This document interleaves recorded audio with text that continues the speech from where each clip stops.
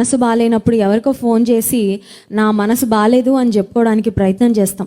కొంతమందికి మనసు బాగాలేనప్పుడు అది వాట్సాప్ స్టేటస్ రూపంలో బయటకు వచ్చేస్తూ ఉంటుంది. ఈ రోజుల్లో చాలా ఎక్కువగా వాట్సాప్ స్టేటస్ ద్వారా, ఆ తర్వాత వాట్సాప్లో డీపీ ద్వారా, ఆ తర్వాత ఫేస్బుక్లో వాళ్ళు పెట్టే నోట్లు, లేకపోతే ఫేస్బుక్లో వాళ్ళు పెట్టే ఫోటోల ద్వారా మనుషుల మీద వారికి ఉన్న అక్కసు, బాధ, కష్టం ఏదైనా సరే ఆ రకంగా కొంచెం అలా బయట పెట్టేసి కొంచెం రిలాక్స్ అవుదాము అని అనుకుంటుంటారు.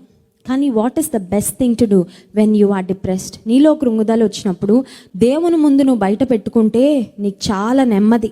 దేవుని ఎదుట నీ యొక్క స్ట్రగుల్, సైకలాజికల్ స్ట్రగుల్ అవ్వచ్చు, రిలేషన్షిప్స్లో ఉన్న స్ట్రగుల్ అవ్వచ్చు, ఫైనాన్షియల్గా నీకున్న స్ట్రగుల్ అవ్వచ్చు, నా దేవా నా ప్రాణము నాలో కృంగి ఉందయ్యా, ఎవరికి చెప్పుకుంటా నేను?